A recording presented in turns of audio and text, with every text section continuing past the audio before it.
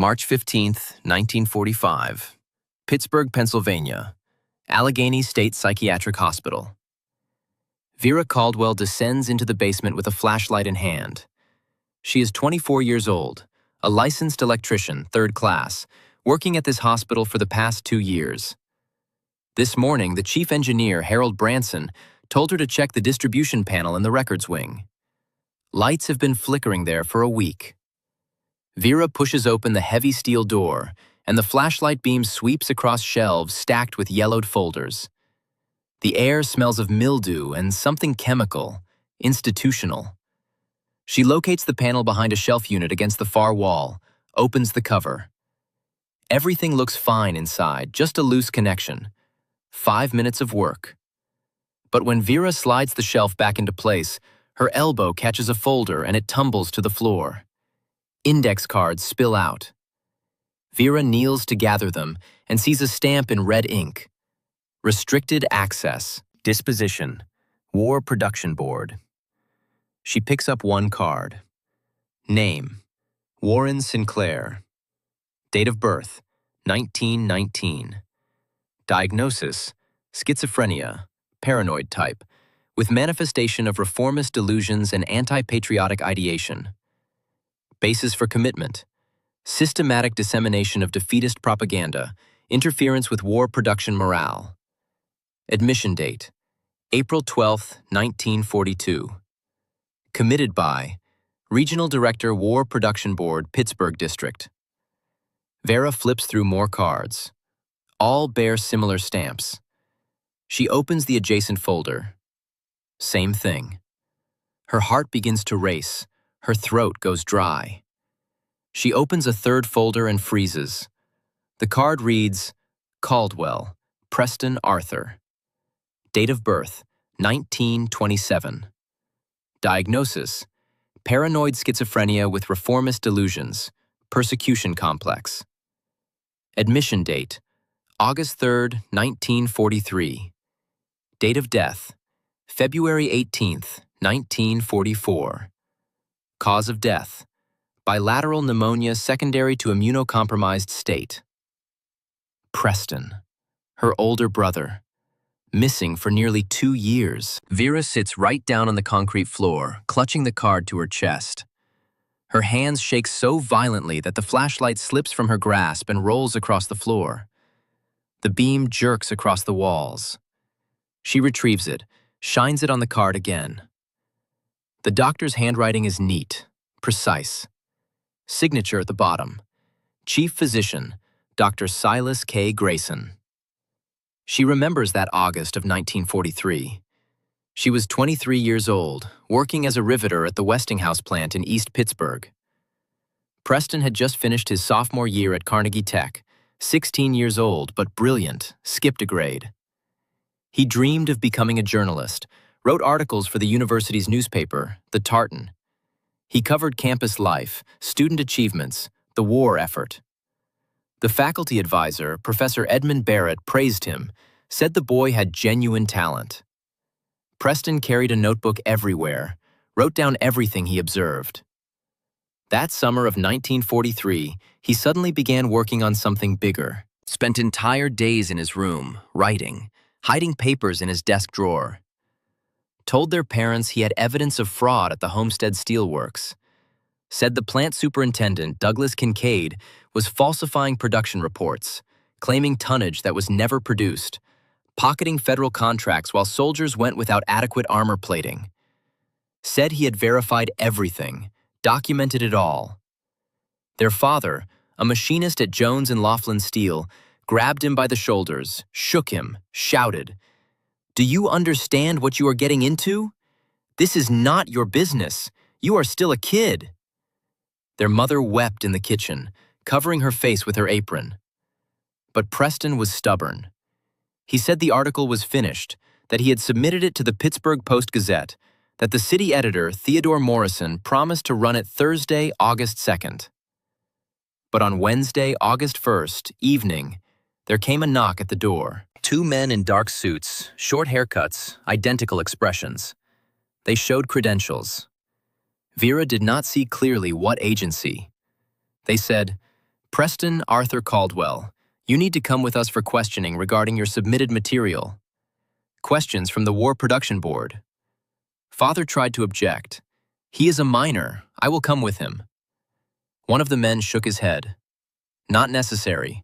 This is a routine interview. He will be back within an hour. Preston dressed. Vera remembers him putting on his only white shirt, combing his hair before the mirror. He turned at the threshold, smiled at her. Do not worry, V. I will be right back. The door closed. No one ever saw him again. Their parents waited 1 hour, 2, 5. Father went to the War Production Board offices. They said no Caldwell had been brought to them, that they knew nothing about it. He went to the police. They shrugged, told him to file a missing persons report. They filed one, but found nothing. Preston had vanished. The city editor, Theodore Morrison, told their parents that Preston's article had been pulled from typeset, that he had received a call from federal authorities ordering him to suppress the material. He returned Preston's manuscript to Father. A stack of handwritten pages, neat penmanship, figures, names, addresses. Father hid those pages in the attic, afraid to destroy them and afraid to keep them. Vera remembers how Mother went from office to office, to the FBI, to the district attorney, to City Hall. Everywhere the answer was the same. Your son is a minor, but the investigation is ongoing. Please wait. A month passed. 6 months. A year. In February 1944, Father died. Heart attack. He was 43. Doctors said it was from stress. Mother was left alone with Vera, worked as a seamstress in a garment factory, barely spoke. In October 1946, she was diagnosed with stomach cancer. She died 6 months later, in April 1947. Vera was 26. She had moved out at age 22 to marry Malcolm Hartwell, an instrument technician at Westinghouse. They married in 1942, just after Pearl Harbor. Vera kept her maiden name professionally. She trained as an electrician when women were needed for skilled trades during the war. Got this hospital job in 1943. Good pay, close to home. And now, nearly 2 years after Preston's disappearance, she holds a card that tells her the truth. Her brother did not vanish. They did not send him to a labor camp. They locked him here, in this hospital, assigned him a diagnosis, and kept him for 6 months. 6 months he was less than 5 miles from home, while their parents thought he was gone. And he died here, at 16, from pneumonia. Vera pulls from her work coat pocket a small Argus C3 camera. She always carries it to photograph electrical panels and wiring for her reports. Her hands tremble, but she switches on the basement lights, methodically photographs Preston's card, frame after frame. Then she begins opening other folders. There are hundreds of such cards, all stamped restricted access, all with diagnoses of paranoid schizophrenia or schizophrenia with reformist delusions, all committed by federal agencies. War Production Board, Office of War Information, even the FBI. She photographs every 10th card, chooses different years, different names. One roll of 36 exposures is enough for exactly 35 cards. She counts each shutter click. Then Vera carefully returns everything, arranges the folders on the shelves exactly as they were. She switches off the lights, goes upstairs, locks the basement door, hangs the key on the board in the equipment room. In the first floor corridor, she encounters the orderly, Ruth Kimball, pushing a laundry cart. Ruth stops, looks at Vera closely. Vera, you all right? You are white as a sheet. Vera tries to smile. Just cold from the basement. Damp down there. Ruth nods. Go get some coffee. Warm up. Vera nods, heads to her equipment room, locks herself inside. Pulls out the camera, removes the film, pockets it. 35 exposures. 35 lives destroyed by federal decree. And among them, her brother. The workday ends at 6 in the evening. Vera leaves the hospital, takes the streetcar home. At home, Malcolm is still at work. He has evening shift. Vera sits in the kitchen, holding the film canister. Tomorrow, she needs to develop it. But where? An ordinary Photoshop is dangerous. The technicians might look at what is on the film and report it to the authorities. She remembers a camera shop on Liberty Avenue run by an old photographer named Ivan Petrovich. He had once been friends with her father.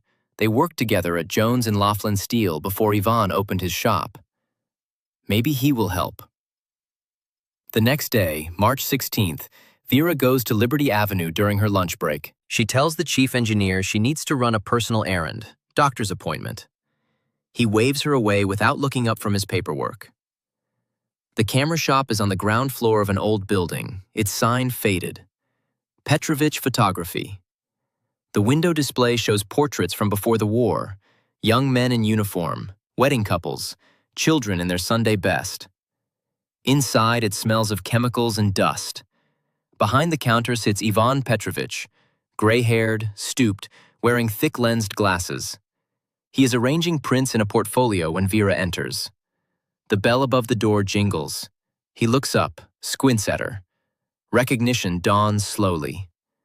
Well, if it is not Arthur's daughter, Vera, right? How is your father, God rest his soul? His voice is rough, accented. Vera sets the film canister on the counter. Mr. Petrovich, I need this developed and printed. Urgently. And no one can see it. Ivan removes his glasses, wipes them on his shirt, puts them back on. Looks at Vera for a long moment. His eyes are sharp despite his age. He has seen things in his life, fled the old country, worked in the mills, lost friends in strikes and accidents. He knows when someone is in trouble. Then he nods. Wait here. He flips the sign on the door to closed, locks it. Goes into his darkroom through a curtained doorway. Vera hears him moving about, water running, trays clinking, the quiet shuffle of paper. She stands at the counter, hands clasped tight, trying to keep calm. The shop is dim, dusty shelves filled with old cameras, lenses, boxes of photographic paper. On the wall hangs a portrait of Ivan's wife, dead 10 years now. Vera remembers her father mentioning it, how Ivan never remarried, just kept working, kept taking pictures, kept the shop open. 40 minutes pass. They feel like hours. Finally, Ivan emerges with an envelope, thick with prints. Hands it to Vera. His face is grave. I looked. Had to make sure the developing was right. Be careful, young lady. These are very dangerous photographs. If they catch you with them, there will be serious trouble. Big trouble. You understand me? Vera takes the envelope. Thank you, Mr. Petrovich. I understand. He shakes his head slowly. Your father was a good man, honest man, hard worker. Preston, too. I remember that boy. Always running around with his notebook, asking questions, wanting to know everything. Smart kid. Too smart, maybe. He pauses, looks at her hard. Do what you think is right, but take care of yourself. They do not play fair, the people you are going against. Vera nods, tucks the envelope deep in her bag, under her lunch tin and work gloves. Ivan unlocks the door, flips the sign back to open. She leaves without another word. Outside, the March wind is cold, carrying the smell of coal smoke from the mills. She walks quickly to the streetcar stop, clutching her bag. At home, she waits until Malcolm returns from work. It is past 9 in the evening when he walks through the door, tired from his shift, carrying his lunch pail. He hangs his coat on the hook by the door, sets down the pail, turns and sees Vera sitting at the kitchen table. The look on her face stops him. Vera? What happened? She does not answer, just pushes the envelope across the table toward him.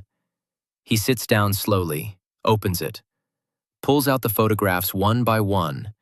His hands are steady at first, then begin to shake. He looks through them slowly, his face growing pale. Sets them down on the kitchen table, removes his glasses, rubs his eyes hard. The kitchen clock ticks loudly in the silence. Outside, a dog barks. A car passes. Malcolm sits there for a full minute without speaking. Then he says quietly, almost a whisper, "Vera, this is terrible. This changes everything." He looks up at her, and she sees fear in his eyes, real fear. "But if you go public with this, they will come after you. Federal government does not play around. You know that. They will destroy you. Destroy us." Vera nods, her throat tight. "I know, but I cannot just do nothing, Mal. I cannot. Preston died here. Look at this." She taps one of the photographs, a card showing a girl, 18 years old, died of malnutrition. Dozens of others died. And probably hundreds more that I do not know about. Someone has to tell the truth. Someone has to make this stop. Malcolm is silent for a long minute. He looks down at the photographs again, spreads them out on the table like cards in a game. Young faces, names, dates of death. So many dates of death. He picks up Preston's card, studies it. 16 years old. Just a kid. Committed for anti-patriotic delusions. Died of pneumonia. He sets it down carefully, precisely, in the center of the table. Then he looks at Vera, and something in his face has changed. The fear is still there, but something else too. Determination. "All right," he says. "All right. What do you need from me?" Vera feels tears start, blinks them back. "Just do not leave me. Whatever happens, do not leave me." He reaches across the table, takes both her hands in his. His hands are calloused from years of instrument work, strong and warm. He looks her straight in the eye. "I will not leave you. Ever. We are in this together, you and me, whatever comes." She squeezes his hands tight, holds on like a drowning person holds a rope. They sit there in the kitchen for a long time, hands clasped across the table, the photographs spread between them like evidence of a crime. Which is exactly what they are. The next day, Vera calls in sick, spends the morning in the public library on Smithfield Street, reading newspapers from 1943 and 1944. Looks for any mentions of Preston, of the Homestead Steel fraud, of anything connected. Finds nothing. The story was completely buried. Then she goes to the offices of the Pittsburgh Post-Gazette, asks to see the city editor. The receptionist says Theodore Morrison retired last year. The new editor is Roger Dunham. Vera sits in the waiting room for 2 hours. Finally, Dunham agrees to see her. He is in his 50s, tired eyes, loosened tie. Vera shows him the photographs. He looks through them in silence, then looks up at her. "Where did you get these?" Vera tells him. Everything. The basement, the folders, Preston's card. Dunham listens without interrupting. When she finishes, he leans back in his chair, lights a cigarette, says, "Miss Caldwell, this is one hell of a story. But it is also political dynamite. The war just ended.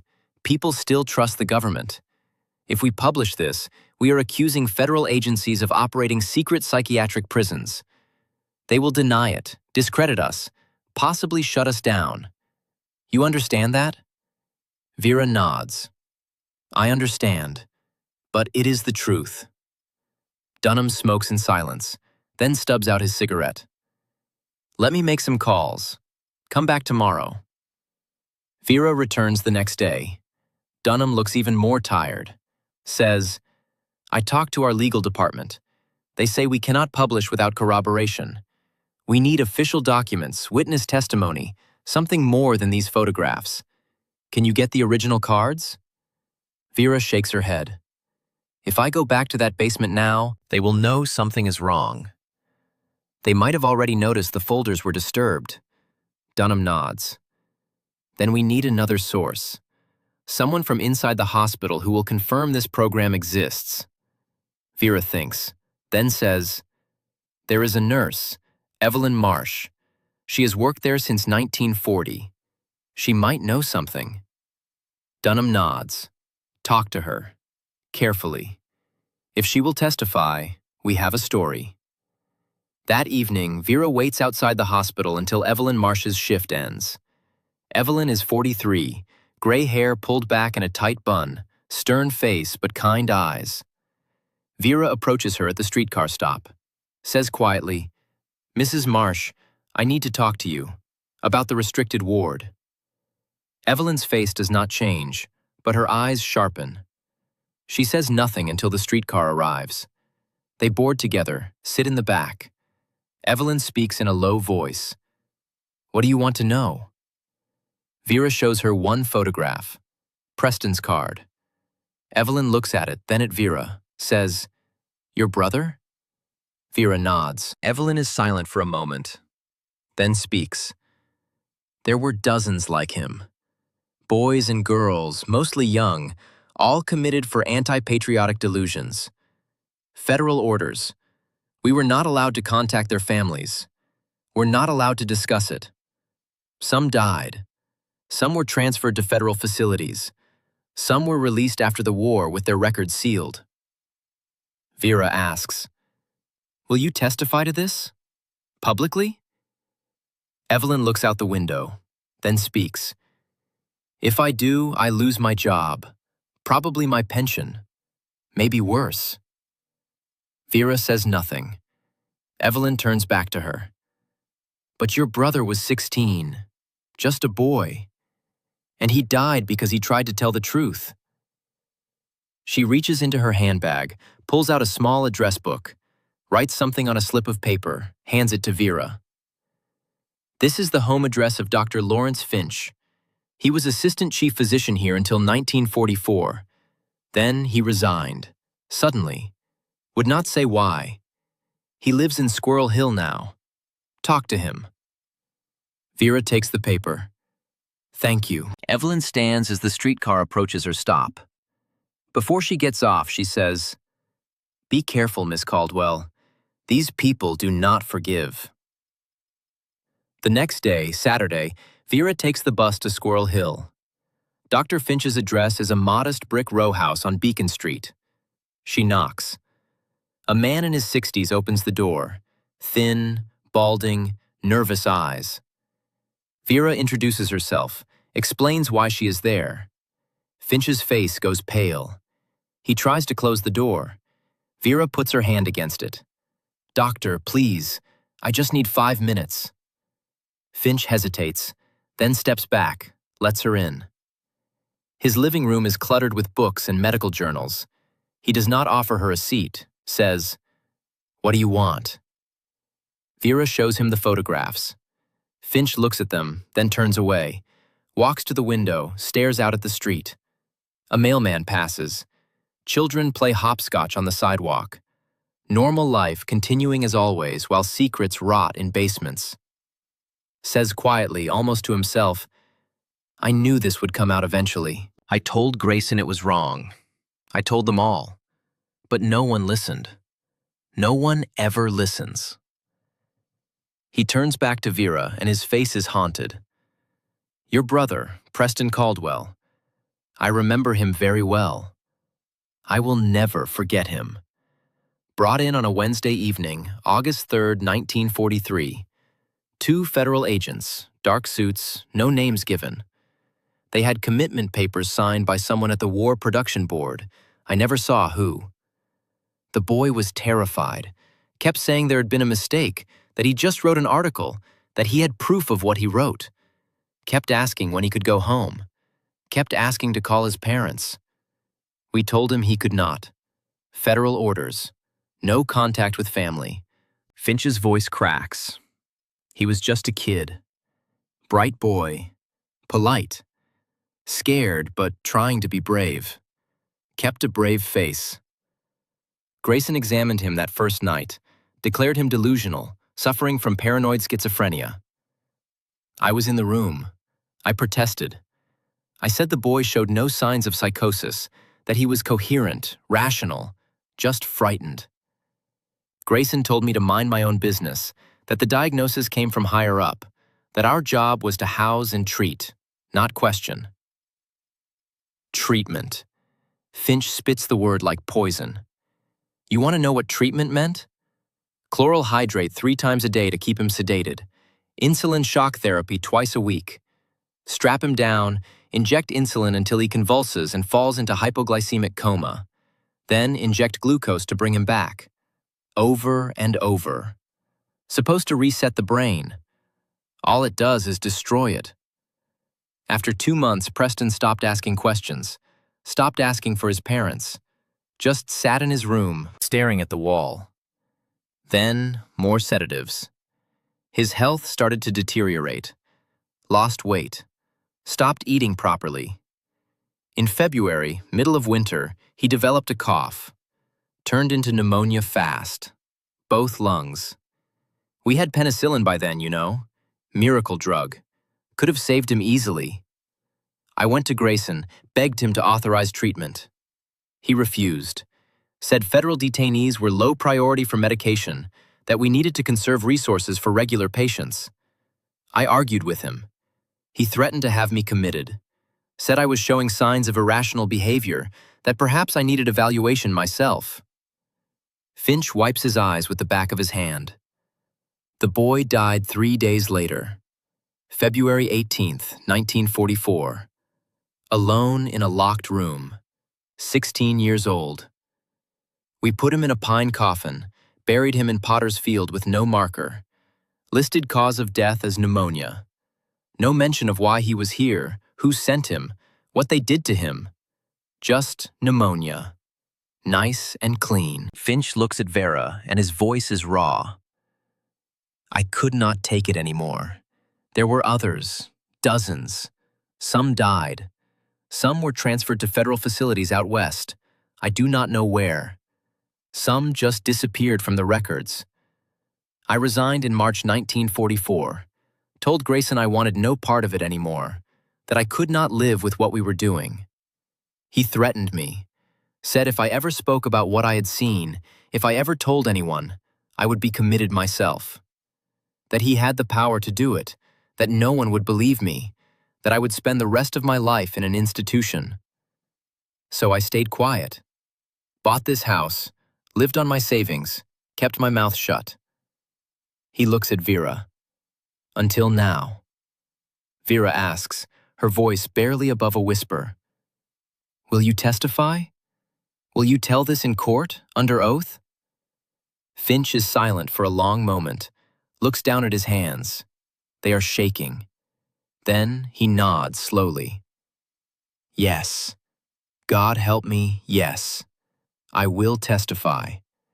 I owe that much to your brother. I owe it to all of them. With Finch's testimony and Evelyn Marsh's corroboration, Roger Dunham agrees to run the story. They work on it for 3 weeks. Dunham assigns 2 investigative reporters, Frank Holloway and Margaret Chen, to help. They contact families of other patients on the cards Vera photographed. Many have similar stories. Sons and daughters who disappeared, were told their children had been drafted or transferred, never saw them again. Some families received death notifications with no details. The reporters tracked down military records, War Production Board archives, hospital transfer logs. Everything points to a systematic program.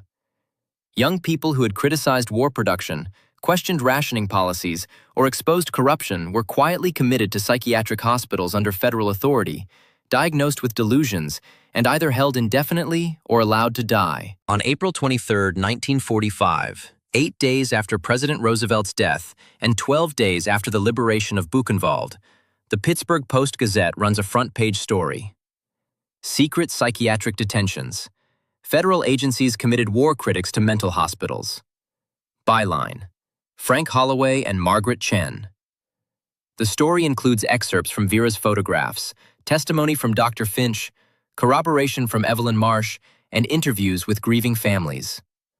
The lead paragraph reads, During the war years 1942 through 1945, federal agencies including the War Production Board and the Office of War Information systematically committed young Americans to psychiatric institutions without trial, without legal representation, and without notification to their families, based solely on allegations of defeatist propaganda and anti-patriotic delusions. Dozens died. Many remain institutionalized. Their crime: telling the truth. The reaction is immediate and explosive. By noon, the Post-Gazette office is besieged by reporters from other papers, radio stations, newsreel companies. By evening, the story is on national radio. The next day, it is in the New York Times, the Washington Post, the Chicago Tribune. Congressmen demand investigations. The new president, Harry Truman, orders the Attorney General to review all psychiatric commitments made under wartime emergency powers. Dr. Silas Grayson of Allegheny State issues a terse statement denying all allegations. The hospital's board of directors suspends him pending investigation. The Pennsylvania Attorney General opens a criminal inquiry. Vera goes to work on Monday, April 24th. She is called into the hospital administrator's office. James Hartford, 62, gray suit, hands folded on the desk. He says, "Miss Caldwell, your employment here is terminated effective immediately. You violated patient confidentiality, stole restricted documents, and brought disrepute to this institution." Vera expected this. She nods. "I understand." Hartford continues, "Furthermore, the hospital is considering legal action against you for theft and breach of trust." Vera looks him in the eye. "Do what you need to do, Mr. Hartford." "I did what I needed to do." She leaves the building. Outside, a crowd of reporters waits. Flashbulbs pop. Someone shouts, "Miss Caldwell!" How do you respond to the hospital's firing? Vera stops, turns to face them, says calmly, "I have no comment except this. My brother Preston died in that hospital at age 16 because he tried to expose corruption. If telling that truth costs me my job, so be it. I would do it again." More flashbulbs, more questions. Vera walks through the crowd to the streetcar stop. At home, Malcolm is waiting. He quit his job at Westinghouse, told his supervisor he needed to stand by his wife. They are living on savings now. He hugs her. The phone has been ringing all day. Newspapers, lawyers, people wanting to help. There is a defense fund someone started for you, already raised $200. Vera sits at the kitchen table. Suddenly, she starts crying. Malcolm holds her. She says through tears, "He was 16, Mal, just a boy, and they killed him for telling the truth." Malcolm rocks her gently. "I know, honey, I know. But now everyone knows. You made sure of that." The federal investigation moves quickly. Pennsylvania Attorney General Edward Crane assigns a special prosecutor, Thomas Whitmore, to the case. Whitmore is 48, a decorated veteran of the First World War, known for his integrity. He subpoenas hospital records, interviews staff, reviews death certificates. On May 15, 1945, 3 days after Victory in Europe Day, he holds a press conference, announces that his office has identified 57 individuals committed to Allegheny State Hospital between 1942 and 1945 under federal authority without due process. Of those, 19 died while institutionalized. 31 were transferred to federal facilities, whereabouts unknown. 7 were released after the war with sealed records. Whitmore recommends criminal charges against Dr. Silas Grayson for negligent homicide, falsification of medical records, and conspiracy to violate civil rights. He also recommends federal charges against unnamed officials at the War Production Board and Office of War Information. The trial begins in September 1945 in Allegheny County Court. The courthouse is a massive stone building downtown, columns and marble steps, built in an age when justice was supposed to be imposing. The courtroom is packed every day. Reporters from every major newspaper, radio correspondents, newsreel cameras set up in the back. Families of the victims fill the gallery. Dr. Grayson is represented by a team of expensive lawyers paid for by unknown benefactors. 3 attorneys in tailored suits, leather briefcases, confident smiles. The kind of lawyers that corporations hire, that politicians keep on retainer. The prosecution is led by Thomas Whitmore himself, the special prosecutor. He is methodical, relentless, presenting evidence piece by piece like building a wall brick by brick. The prosecution presents devastating evidence over 3 weeks. Medical records showing patients committed without psychiatric evaluation, admitted based solely on federal directives, death certificates with falsified causes, pneumonia, heart failure, natural causes, no mention of malnutrition, of untreated infections, of insulin shock therapy gone wrong. Testimony from nurses and orderlies who witnessed abuse, who saw young people strapped to beds, injected with drugs, subjected to electroshock without anesthesia, who heard them screaming, begging to go home, asking for their mothers, who watched them deteriorate from healthy young adults into hollow shells. One nurse, Margaret Donnelly, 61 years old, breaks down on the stand. Describes a girl, 19, committed for writing letters to the editor criticizing war bond quotas. Describes how Grayson ordered her given insulin shock twice daily for 2 weeks, how the girl had a seizure, went into a coma, never woke up. Listed cause of death, cerebral hemorrhage, natural causes. Dr. Finch testifies for 3 hours on the second week of the trial. Describes in clinical detail how healthy young people were systematically destroyed through drugs, electroshock, and neglect. Describes the insulin shock protocol, the doses used, the effects on the brain and body. Describes Preston specifically, the boy's admission, his initial interviews, his deterioration, his death. When Finch describes finding Preston's body that February morning, cold and still in the locked room, his voice breaks. The courtroom is silent. Some of the jurors are crying. Evelyn Marsh testifies about the restricted ward. Ward 7, they called it. East wing, second floor. Locked doors, bars on the windows. Federal detainees kept isolated from regular patients. No visitors allowed. No phone calls. Mail censored. Patients told their families had abandoned them, that no one cared, that they would spend their lives here. Describes the daily routine. Morning medications. Forced sedation. Therapy sessions where Grayson would berate them, tell them their beliefs were symptoms of illness, that they needed to accept their delusions were false. Some believed him eventually, gave up, stopped fighting. Others never did. Vera testifies on the 3rd week. She walks to the stand, places her hand on the Bible, swears to tell the truth. Sits down, looks out at the courtroom, sees Malcolm in the front row, sees the families, sees the reporters with their notebooks, sees Grayson at the defense table, his face impassive. The prosecutor, Whitmore, asks her to describe what she found in the basement. She does, methodically.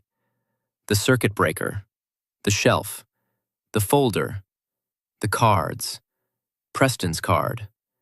She recites from memory. Preston Arthur Caldwell. Date of birth, 1927. Diagnosis, paranoid schizophrenia with reformist delusions. Admission date, August 3, 1943. Date of death, February 18, 1944. Cause of death, bilateral pneumonia. Her voice is steady. She will not cry. Not here. Not in front of them. Whitmore asks her to describe the photographs. She does. 35 cards, 35 people, all young, all committed by federal agencies. 19 dead.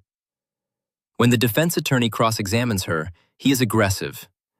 Mr. Carmichael, 50-something, expensive suit, slicked back hair. He tries to suggest she fabricated the evidence. Asks if anyone saw her take the photographs. No, she says. I was alone in the basement. Asks if she could have created the cards herself. No, she says. I am an electrician, not a forger. Asks why she should be believed. She looks him in the eye. Because I have the negatives. Because I have a notarized statement from the photographer who developed them. Because 34 other families have identified their loved ones on those cards. Carmichael presses. Suggests she stole the photographs for money, for attention, for fame. Vera's voice stays calm. I did it because my brother was murdered here, because dozens of others were murdered here, because someone needed to tell the truth. Carmichael opens his mouth to respond, but Judge Whitfield cuts him off. That is enough, counselor. Step back. The defense rests without calling Grayson to testify. Smart. He would be destroyed on cross-examination. Instead, they argue procedure. Claim Vera's photographs are inadmissible because they were taken without authorization. Claim the testimony is hearsay. Claim Grayson was following federal directives, that he cannot be held responsible for government policy. The prosecution counters. Whitmore stands before the jury, no notes, just speaking from the heart. Ladies and gentlemen, the defense wants you to believe Dr. Grayson was just following orders, that he had no choice. But let me ask you this. When Preston Caldwell lay dying of pneumonia, when Dr. Finch begged for penicillin to save his life, when a simple antibiotic could have prevented his death, who gave the order to withhold treatment? The federal government? No, Dr. Silas Grayson. He made that choice. He chose to let a 16-year-old boy die rather than use medicine that was readily available. That is not following orders. That is murder. On October 31st, 1945, the jury deliberates for 6 hours, returns with a verdict. Guilty on all counts. Judge Harold Whitfield sentences Dr. Silas Grayson to 15 years in federal prison. Grayson shows no emotion. His lawyers file an appeal. It is denied. He begins serving his sentence at Lewisburg Federal Penitentiary in January 1946. But the federal officials who ordered the commitments are never charged. The War Production Board is dissolved in November 1945. The Office of War Information is shut down. The individuals who gave the orders to commit Preston and dozens of others simply disappear into the post-war bureaucracy. Some retire. Some transfer to other agencies. Some go into private industry. None face justice. Vera continues to fight. She contacts civil liberties organizations, labor unions, veterans groups, writes letters, makes phone calls, tells her story over and over. Some people listen. Some dismiss her. But slowly, momentum builds. The American Civil Liberties Union takes up the cause. The Congress of Industrial Organizations, the big labor federation, issues a statement condemning psychiatric detention without due process. Veterans groups, especially those representing soldiers who came home to find family members missing, demand answers. In February 1946, she is invited to testify before a congressional committee investigating wartime civil liberties violations. The invitation comes in an official envelope, House of Representatives letterhead. She reads it 3 times to make sure it is real. Malcolm takes time off work. They travel to Washington together, take the overnight train from Pittsburgh. Neither of them has been to the Capitol before. They stay in a modest hotel near Union Station, the Mayflower, $6 a night. Vera barely sleeps. Keeps going over what she will say, how she will say it. The hearing is scheduled for 10 in the morning, February 19th, 1946, exactly 2 years and 1 day after Preston's death. She wonders if someone arranged that deliberately. The hearing room is in the Cannon House office building, a massive stone structure across from the Capitol. Room 345. High ceilings, dark wood paneling, rows of seats for spectators. When Vera arrives at 9:30, the room is already half full. Reporters, civil liberties lawyers, families of victims. The committee members file in at 10 sharp. 7 congressmen, both parties. The chairman is Representative Martin Davidson of Massachusetts, gray-haired, stern face, a former prosecutor. He gavels the hearing to order, calls Vera to testify. She walks to the witness table, sits down, a microphone in front of her, a stenographer to the side, cameras at the back. Davidson asks her to state her name for the record. Vera Caldwell Hartwell. Address: 412 Atwood Street, Pittsburgh, Pennsylvania. Occupation: electrician. Then he asks her to tell her story. She does. Starts with Preston. his dream of being a journalist, his article about corruption at Homestead Steel, his disappearance, the two men in dark suits, the years of searching, her job at the hospital, the basement, the folders, the cards, the photographs. She speaks for 40 minutes without notes, just tells it straight. When she describes finding Preston's card, her voice wavers but does not break. When she describes his cause of death, pneumonia at 16, she hears people in the gallery crying. The congressmen listen in silence. When she finishes, Davidson thanks her. Then he begins asking questions. Methodical, precise.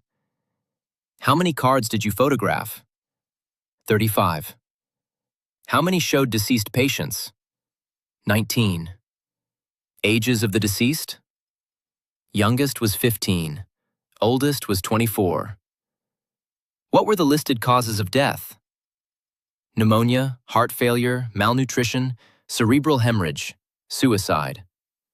Suicide? Yes, sir. 3 cases, all listed as suicide by hanging. Were autopsies performed? Not according to the records. Were families notified? In most cases, no. What happened to the bodies?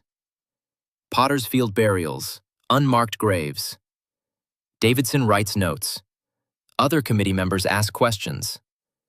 Representative Thomas of New Jersey asks about the federal agencies involved. War Production Board primarily, she says. Also, Office of War Information. 2 cases from the FBI.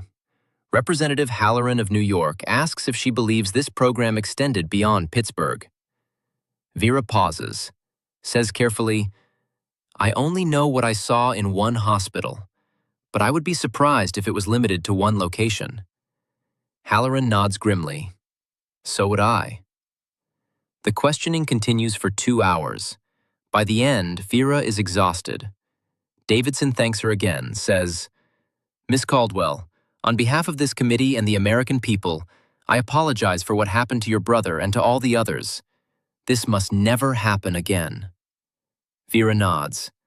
Thank you, Congressman. But apologies are not enough. We need laws. We need protections.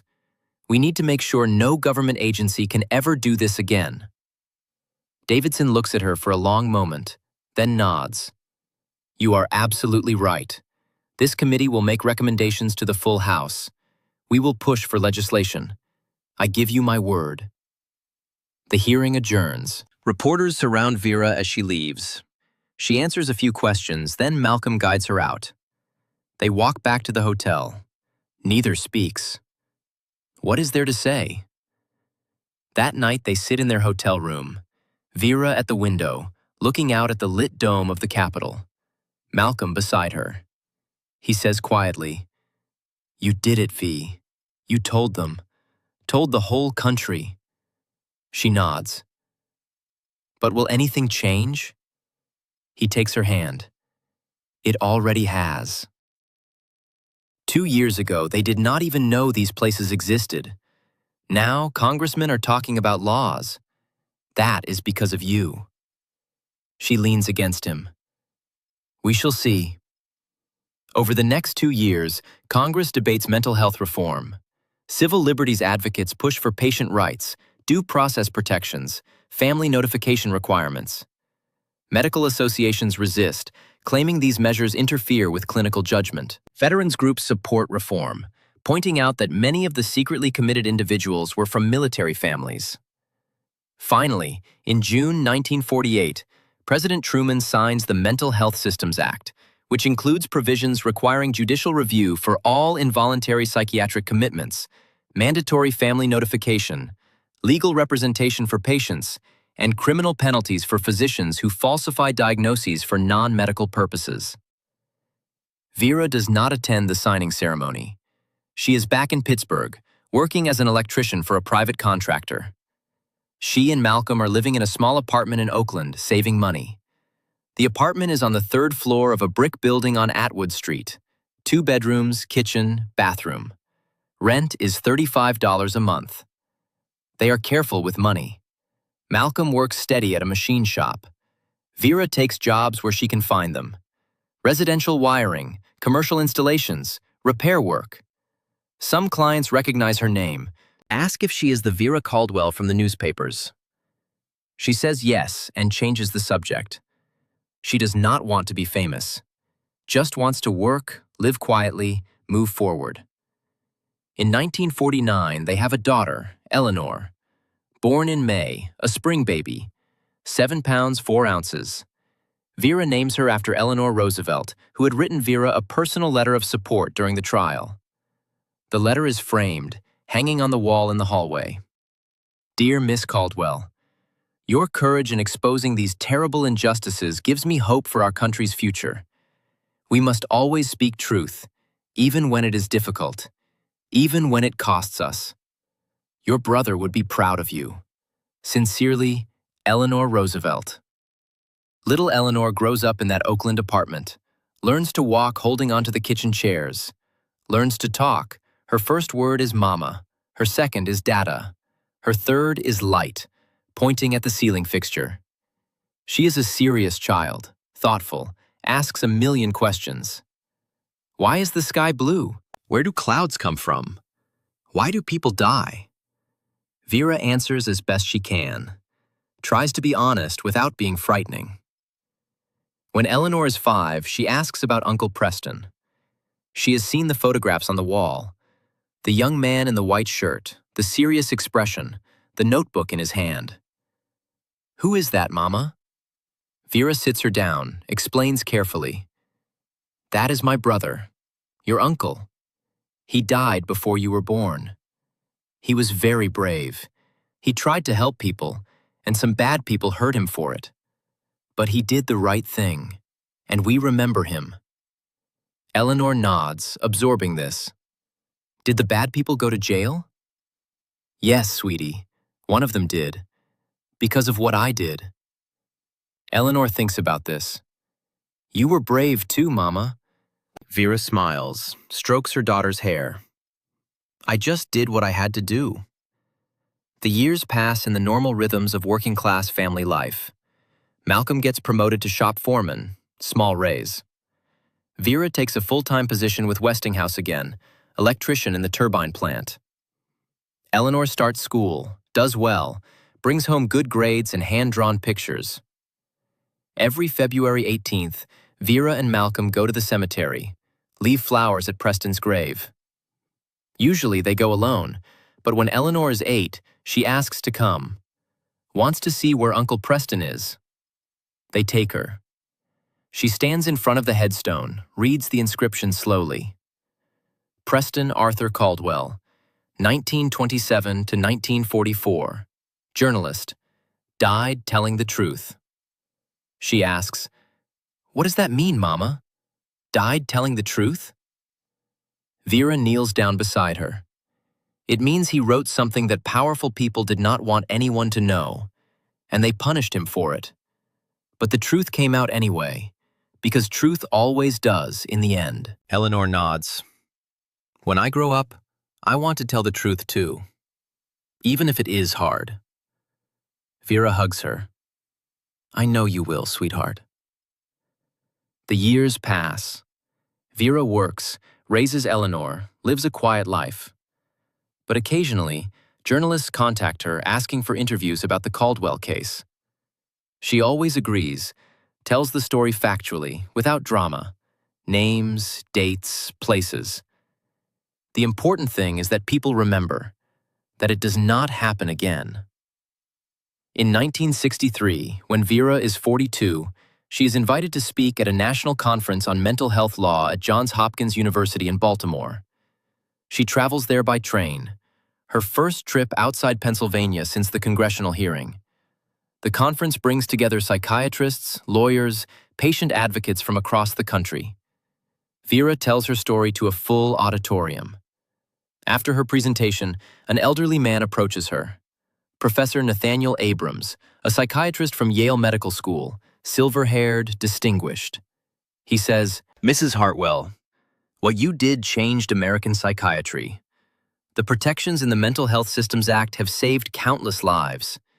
You should be proud. Vera responds simply, "I am not proud, Professor. I just loved my brother, and I could not stay silent." Returning to Pittsburgh, Vera goes to Allegheny Cemetery. Preston's grave has a simple marble headstone that Malcolm helped her buy in 1946.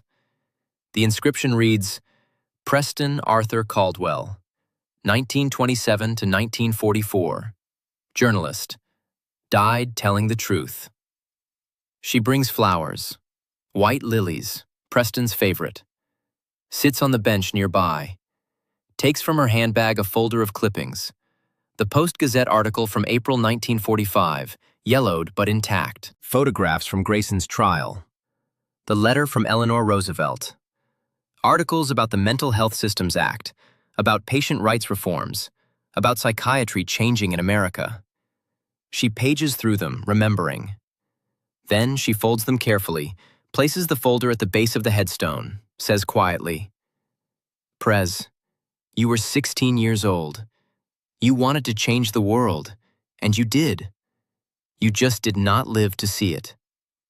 But I saw it, and I told Eleanor about you, and she will tell her children, and they will remember that truth is always stronger than fear. Always. She sits a while longer, then stands and walks away. At home, Malcolm is waiting. Eleanor is 17 now, finishing high school, planning to attend the University of Pittsburgh to study law. She wants to specialize in civil rights. The decision came gradually, started in 10th grade when they studied the Constitution in civics class. The teacher, Mr. Brennan, talked about the Bill of Rights, about due process, about protections against unlawful detention. Eleanor raised her hand, told the class about her uncle, about what happened to him, about how the government locked him up without a trial, without a lawyer, without telling his family. The class was silent. Mr. Brennan asked her to stay after, said he had never heard of the Caldwell case. She told him to look it up. He did. Next week, he invited Vera to speak to the class. Vera came, told the story, answered questions. One boy asked, "Do you think it could happen again?" Vera paused, said honestly, "I hope not. We have laws now, protections. But laws are only as good as the people who enforce them. We have to stay vigilant. Always." That night, Eleanor told her parents she wanted to be a lawyer, wanted to defend people whose rights were violated, wanted to make sure what happened to Uncle Preston never happened to anyone else. Vera cried, for the first time in years. Not sad tears, proud tears. That evening, the three of them sit in the kitchen, drinking coffee. Eleanor talks about school, about college applications, about her plans for the future. Applied to Pitt, Penn State, Duquesne. Wants to stay close to home. Wants to work in Pittsburgh eventually, help people here. Malcolm listens, nods approval. Vera listens and understands. The circle is complete. Preston did not live to see freedom, did not witness the changes. But his niece will defend the freedom and rights of others. That is the real victory. Not loud, not immediate, but real. 33 years have passed since that day when Vera found Preston's card in the hospital basement.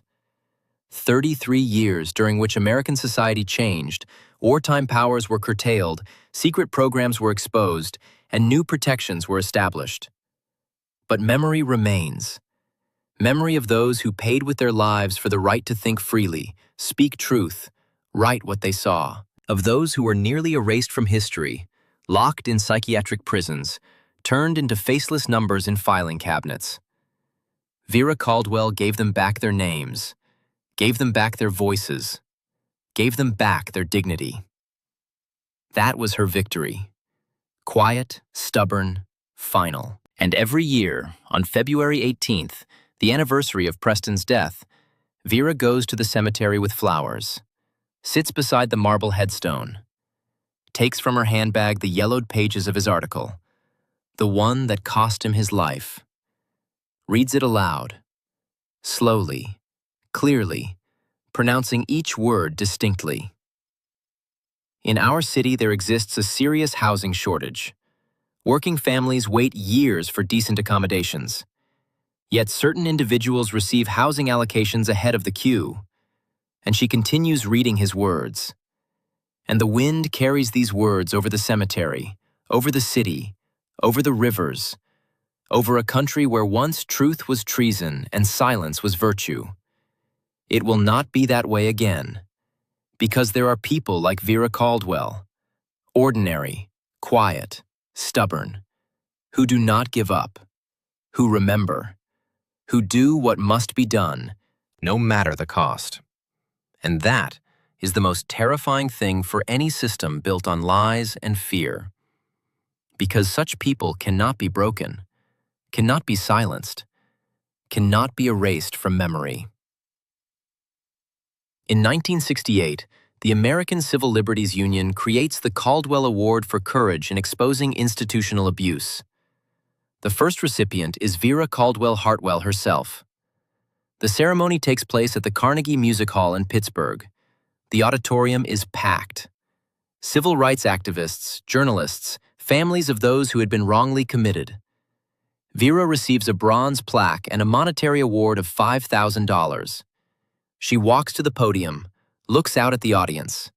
Her hands no longer tremble. She speaks briefly, without notes. I did what any decent person would have done in my position. I simply wanted to find my brother, find him and learn the truth. Everything else followed from that. Thank you for this honor. But the real heroes are the 57 people whose names I found on those cards, and the hundreds more I never knew about. They paid with their lives, their freedom, their sanity for refusing to stay silent. This award belongs to them. I just told their story. Applause fills the hall. After the ceremony, people approach Vera, shake her hand, thank her. An elderly woman embraces her, crying.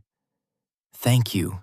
They released my son from the hospital, cleared his diagnosis, gave him his life back.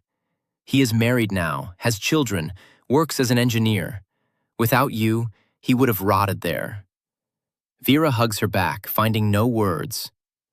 That evening, in her hotel room, Vera stands at the window looking out at nighttime Pittsburgh.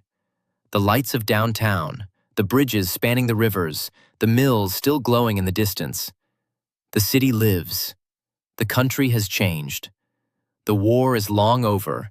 New generations have grown up. Everything is different. She remembers that March day in 1945 when she went down to the hospital basement to check a circuit breaker. Remembers how her hand shook when she photographed Preston's card. Remembers Dr. Grayson's face when the guilty verdict was read. Remembers the train to Washington, the congressional hearing, the trial, the law that changed everything. It all happened, and it all led to dozens of people gaining freedom, dozens of families learning truth. It was worth it. The following day, Vera returns to Pittsburgh. Malcolm and Eleanor meet her at Penn Station. Her daughter runs to her, embraces her. Mom, they said you are a hero. Is that true? Vera smiles, strokes her hair. No, sweetheart, I am not a hero. I just did what needed doing. That is all. Eleanor nods seriously. When I grow up, I am going to do what needs doing too. More years pass. Vera continues working as an electrician, lives an ordinary life. Eleanor excels in school, wins awards in history and civics. But sometimes journalists, students, researchers come to Vera, conduct interviews, ask about that history. She tells it calmly, without excessive emotion. Facts, dates, names. The important thing is that people remember, that it does not happen again. In 1982, when Vera is 61, she is invited to speak at an international conference on human rights in Geneva, Switzerland. She flies there for the first time in her life. First time abroad, first international flight. The conference gathers lawyers, psychiatrists, human rights advocates from 30 countries. Vera tells her story before a full auditorium. Simultaneous interpreters translate into French and German. After her presentation, a distinguished elderly gentleman approaches her. Professor Heinrich Bergmann, a psychiatrist from Heidelberg University, white-haired, wearing a tweed jacket. He speaks in accented English. "Mrs. Hartwell, you are a very courageous woman. You did what many feared to do. You changed the system. Thank you on behalf of all who fight for the rights of psychiatric patients." Vera answers simply, "I am not courageous, Professor. I just loved my brother, and I could not stay silent." Returning to Pittsburgh, Vera goes to the cemetery. The marble headstone has weathered over the years, the inscription slightly faded. She arranges for cleaning and recarving. The stonemasons finish the work in October. Vera visits, brings flowers, sits on the bench, takes from her bag a folder of clippings, the Post-Gazette article from 1945, photographs from Grayson's trial, the ACLU award certificate, articles about mental health law reform, about the patients' rights movement. She looks through them, remembering, then places the folder at the base of the headstone, says softly, "Prez, you were 16. You wanted to make the world better. And you did. You just did not see it happen. But I saw it. And Eleanor knows about you. And she will tell her children. And they will remember that truth is always more powerful than fear. Always." She sits a while longer, then rises and leaves. At home, Malcolm is waiting. Eleanor is now 33, a civil rights attorney in Philadelphia, married with 2 children of her own. She calls that evening, talks to Vera about a case she is working on, defending mentally ill defendants, ensuring they get proper treatment rather than imprisonment. Vera listens and feels a deep satisfaction. Preston's death was not meaningless. The system that killed him was broken, reformed, made accountable. And his grandniece and grandnephew will grow up in a country where what happened to him is illegal, where there are protections, where families have rights. The decades continue to roll forward. In 1995, 50 years after the Post-Gazette article, the newspaper runs a retrospective feature. They interview Vera, now 74, retired but still sharp. The article is titled, "50 Years Later, How One Woman's Courage Changed Mental Health Law." It includes the original photographs Vera took in that basement, now held in the Library of Congress as historical documents. It profiles several of the survivors from Allegheny State who were released after the scandal broke, whose diagnoses were expunged, who went on to live full lives. One of them, Robert McLeish, is now a retired professor of political science at Penn State. He says in the article, "Vera Caldwell saved my life. I was 20 years old when they committed me for writing anti-war letters to the editor. I spent 2 years in that place. After the scandal, they released me, cleared my record, and I was able to finish my education. I owe everything to her courage." Vera reads the article at her kitchen table, in the same apartment in Oakland where she and Malcolm have lived for nearly 50 years. Malcolm, now 77, sits beside her.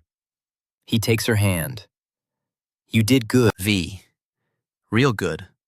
She squeezes his hand. "We did good. You stood by me when it would have been easier to walk away." He smiles.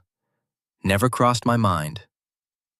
In 2004, Vera Caldwell Hartwell dies peacefully at age 83, with Malcolm and Eleanor at her bedside.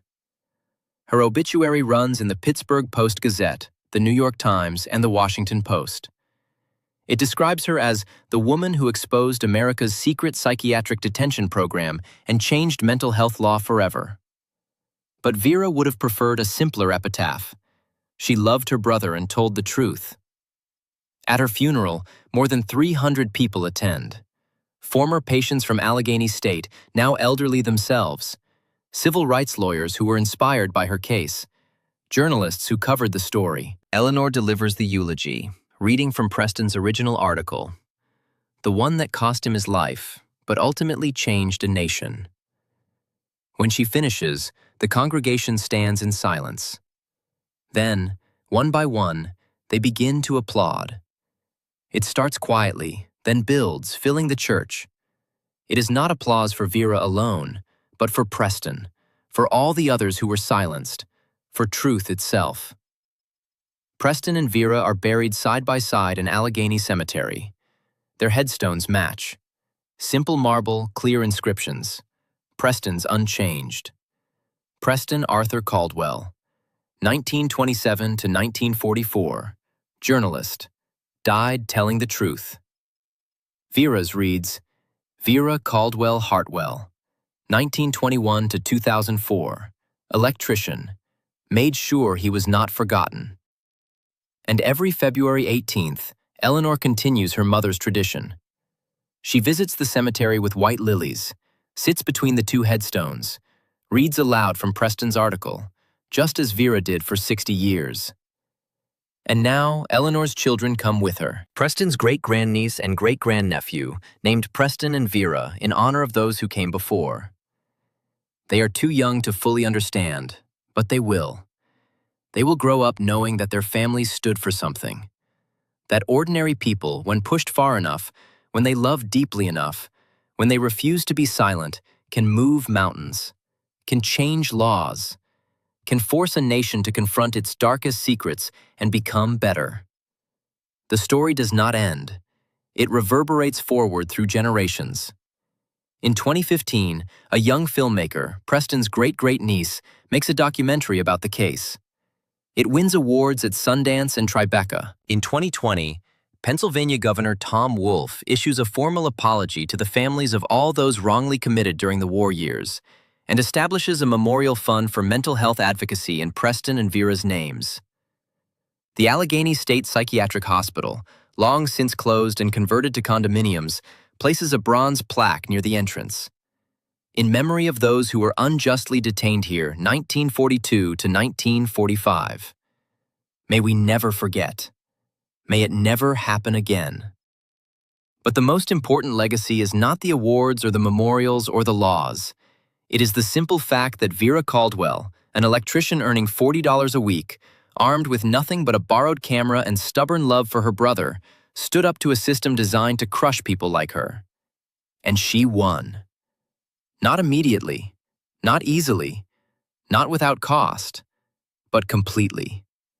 Because the truth, once spoken, cannot be unspoken.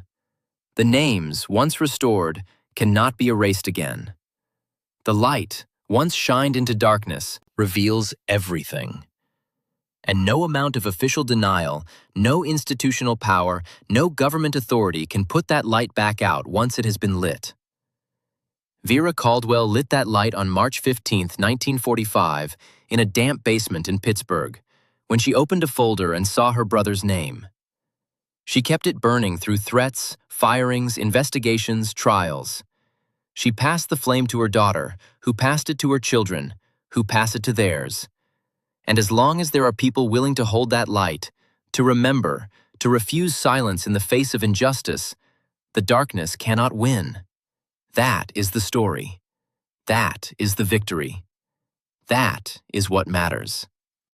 And 75 years later, when someone asks what one person can do against a corrupt system, against institutional power, against those who would bury truth and silence dissent, the answer is simple.